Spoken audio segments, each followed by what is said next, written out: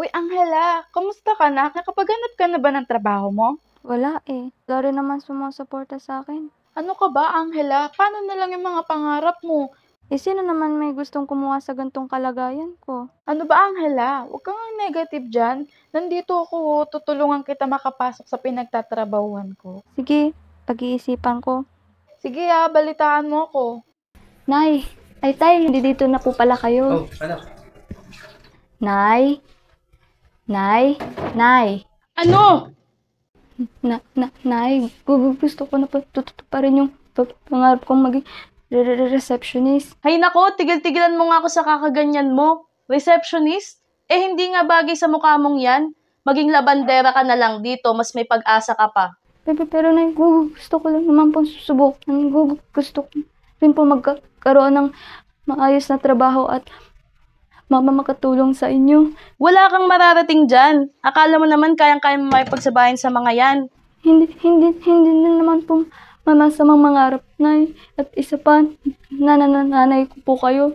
Di po ba dapat kayo po yung unang naniniwala sa akin? Eh di kung ayaw mo makinig sa akin, bahala ka sa buhay mo.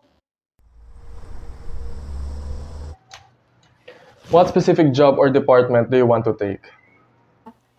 I want to be a receptionist. I'll get straight to the point. Sa itsura mong yan, hindi ka nararapat bilang receptionist. Pero, alam ko naman nangangailangan ka. Ipapasok na lang kita bilang housekeeper. Sir, I'm very pleased to accept that, sir. You may exit the room. Hi, Angela. Zoe Torres. Aubrey Padilla? Hindi mo ba kami nakikilala? Ano ka ba? Kaklase mo kami dati. Hindi mo ba maalala? Kayo pala. Yes, and we work here. Ikaw, ano palang ginagawa mo dito? First day ko ngayon. Nag-apply ako ng receptionist pero napunta ako sa housekeeping. Bagay lang sa'yo. Ha? Ano yun? What I mean is, mahirap talaga makapag-apply dito as receptionist. Lalo na mataas yung standards ng hotel namin, no? Sa itsura mo kasing yan, hindi ka talaga papasa. Sige, uuna na ako. Una ka na. Sige, good luck. Bye. Angela, pasuyo naman ang mga cleaning materials dyan. Sige po, ma'am.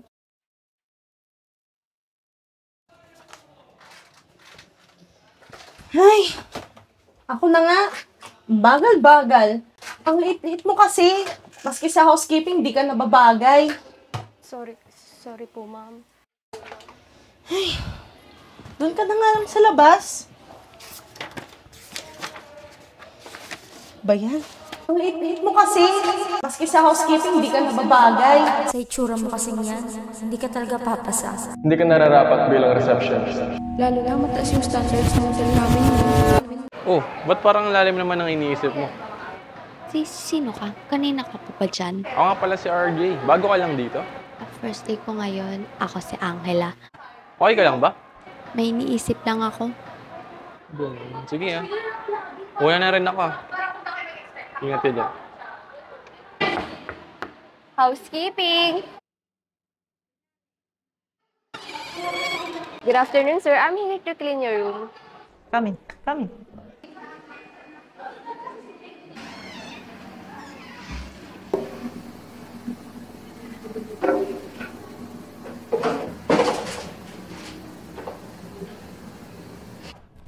It's okay. I give you tip. Money.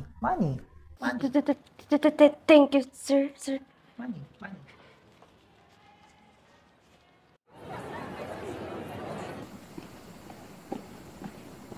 Nga pala, Angela, bakit ganyan yung uniform mo? Akala ko ba mag-apply ka as a receptionist? Hindi ako natanggap sa receptionist eh. Na-assign ako sa housekeeping. Oh, ano na lang yung mga pangarap mo? Hayaan muna natin yun. Kailangan ko rin makatulong sa pamilya ko eh.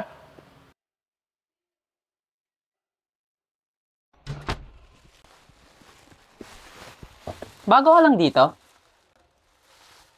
Anong pangalan mo? Ako si Angela. Ba't ganyan pananalita mo? Sintu-sintu ka ba? Tuloy mo na lang to May mga gagawin pa kasi ako. Angela, Kagulat ka naman. naway ka ba nun? Hayaan mo na yun. Sanay na rin naman ako sa ganun. Ganito na lang, libre na lang kita. Kailan ka ba pwede? Tayong dalawa lang. Oo naman. Pwede bang isama ko yung kaibigan ko? Oo naman, walang problema. Britney, ikaw pala nakasay na maglinis sa room ni Mr. Wong. Okay po, ma'am. Ayusin mo ha. VIP guest natin yun. Okay po. Housekeeping po. No. I don't want you. I want the other one. Out! Uy, Angela, ikaw na nga maglinis sa Chinese na yon. Sinarahan na ako ng pinto, binungangaan pa ako, nakakabwisit. Magbe-break lang ako Yeah. Yeah, a moment. Yes, you. Come here. Clean there, clean.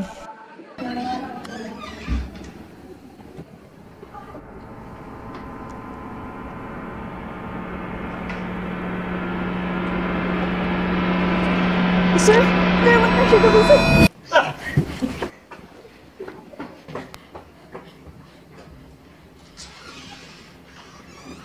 Sir?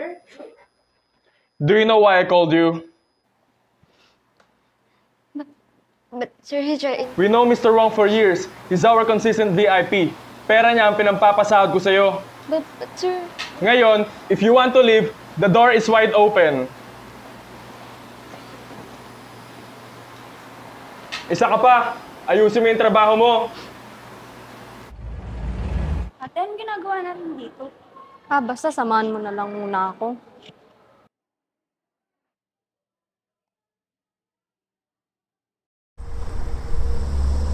Hintay lang muna natin yung kaibigan ko. Saglit lang, parating na rin naman. Sige lang, may hintay naman natin siya. Saka, wait lang mag-share lang din ako. Naalis na po ako, yung baon ko po. Sige na, kuha ka na lang dyan sa bag ng tatay mo.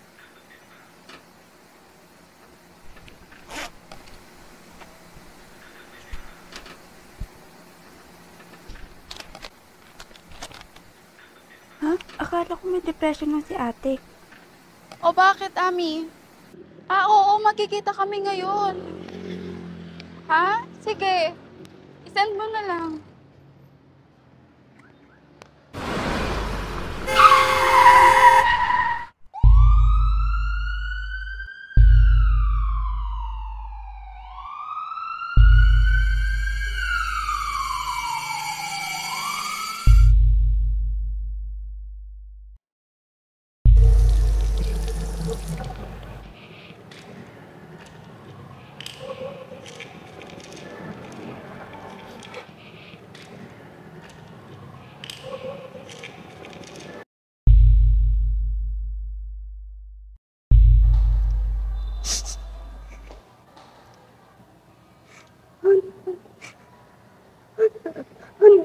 Ano to?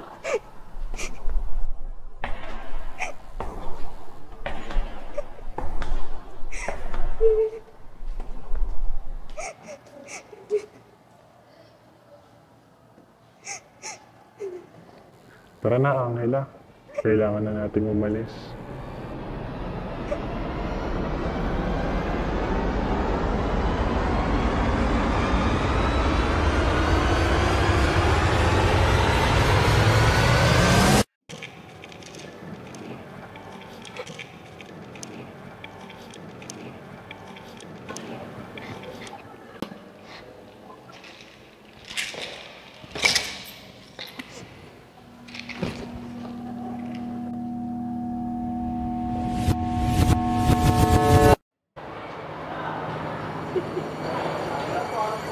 Sino kausap mo?